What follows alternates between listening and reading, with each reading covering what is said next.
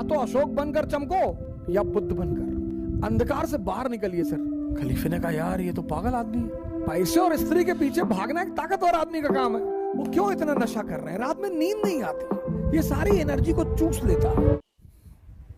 जय Hind friends, Guru Purnima, the heart of Bharat, the heart of Bharat और भारतीय कल्चर। गुरु पूर्णिमा जो है वो भारत का हृदय है, भारत की संस्कृति का हृदय है। और आज इस मुद्दे पर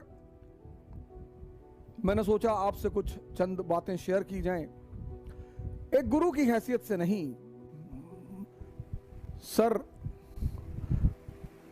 इतना बड़ा अपराध मैं नहीं कर सकता, लेकिन मेरे गुरु ने जो मुझे सिखाया, जो मेरी जिंदगी में परिवर्तन आए, मैं जिस परिवर्तन के रास्ते पे बढ़ रहा हूं, तो मेरा उद्देश्य होता है कि मैं अपने मित्रों को, मैं अपने भाइयों को, मैं अपने बहनों को उस चीज को साझा करूं। भला एक जमीन से शुरू हुई कहानी निरंतर आगे बढ़ रही है। कभी सौभाग्य से आप हमारे शहर के लोगों से मिलेंगे, गोंडा शहर के, तो वो बड़ी तारीफ करेंगे हमारी, आज भी करते हैं सर, उसमें उनका दोष नहीं है सर।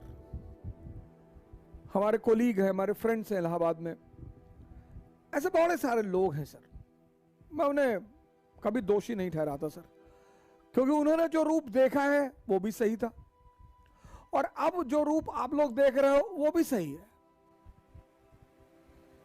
तो फिर ऐसा परिवर्तन हुआ कैसे? सर इस परिवर्तन की शुरुआत हुई इलाहाबाद से, जब मैं इलाहाबाद विश्वविद्यालय में पहुंचा और मैंने दर्शन पढ़ना शुरू किया सर।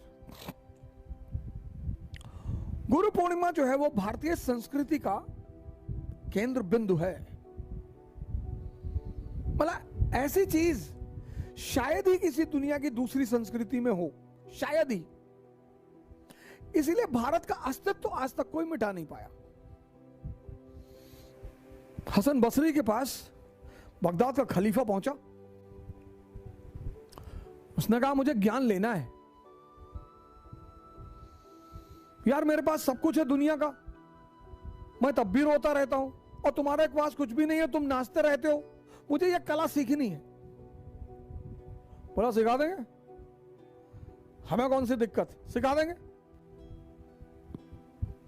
बोला कल आना, कल सुबह आओ 6 बजे। हसन बसरी खलीफा आया दूसरे दिन सुबह, तो बसरी ने कहा देखो एक शर्त है, पहली शर्त कि जो भी मैं तुमसे कहूंगा वो तुम करोगे,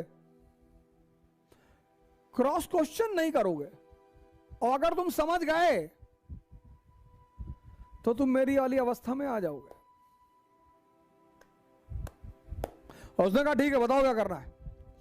तो खलीफा को ले गया एक कुएं पे, वहां एक बाल्टी रखी थी, बाल्टी का नीचे जो था बेस वो था ही नहीं। बोला ऐसा करो, पानी भरो इसमें और खेत तक पहुंचाओ। बसरी ने खलीफा से कहा कि ये जो बाल्टी है इसमें पानी भरो और खेत तक पहुंचाओ, नहर में डालो और खेत तक पानी पहुंचे। खलीफे ने कहा यार ये तो पागल आदमी है, इसमें भैया पानी कैसे भरेगा। लेकिन अब चूंकि शर्त का मामला था तो खलीफा ने पानी भरना शुरू किया। वो बाल्टी ऊपर आए ही ना, सारा पानी नीचे ही निकल जाए। तो आधा घंटे बाद खलीफा का धैर्य टूट गया। उसने कहा भैया माफ करो भैया, हमसे ना, ये सब ये बाल्टी भरेगी नहीं, पागलपन वाली बात कर रहे हो। बोले बेटा यही तो कह रहा हूं, तुम्हारा मन जो है इस बिन पेंदी के बाल्टी की तरह है, किसी एक स्त्री पर यह नहीं रुकता, किसी एक पुरुष पर यह नहीं रुकता। इसका मन जब बस चले तो पूरे दुनिया की स्त्रियों से विवाह कर ले, लेकिन डरता है कि पीटेंगे लोग, तो बड़ी आदर्शमयी बातें करता है यार। दूसरे की स्त्री को नहीं देखना चाहिए और खुद आंख फाड़ के देख रहे हैं। अरे भैया हम पैसे के पीछे नहीं भागते, तुम भाग भी नहीं पाओगे ना। पैसे और स्त्री के पीछे भागना एक ताकतवर आदमी का काम है। तुम अपने पीछे तो भाग ही नहीं पाते, उसके पीछे कैसे भागोगे?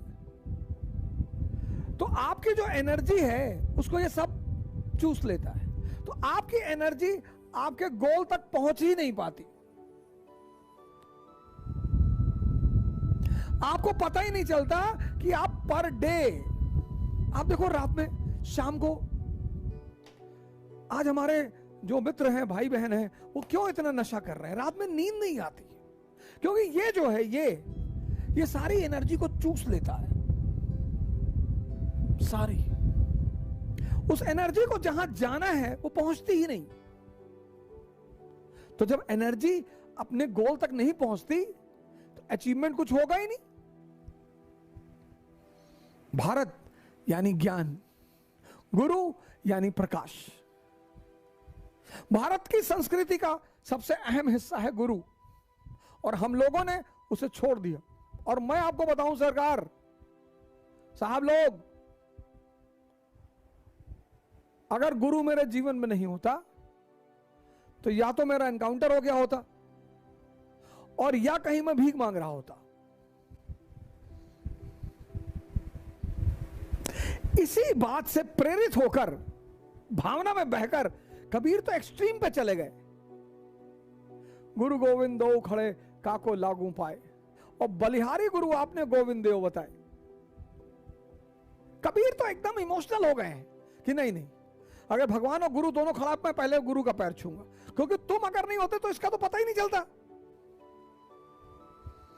तो मैं भारत के सभी लोगों से, विशेषकर युवाओं से हाथ जोड़कर रिक्वेस्ट कर रहा हूं कि कृपया इस परंपरा को कायम रखें और गुरु बनाएं।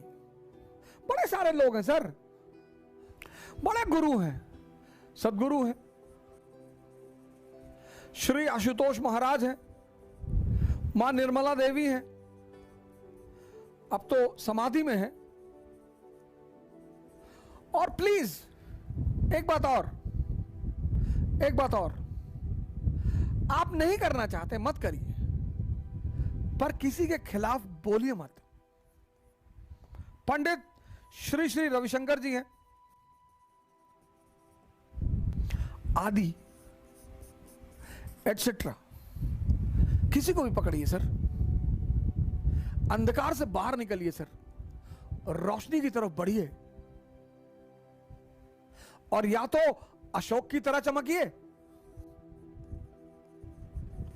या बुद्ध की तरह, नहीं तो बबलू और पिंटू की तरह तो जी ही रहे हो। बबलू, पिंटू, गुड्डू, इसकी तरह तो जी ही रहे हो सर, इसकी तरह तो जी ही रहे हो। या तो अशोक बनकर चमको या बुद्ध बनकर। जय हिंद।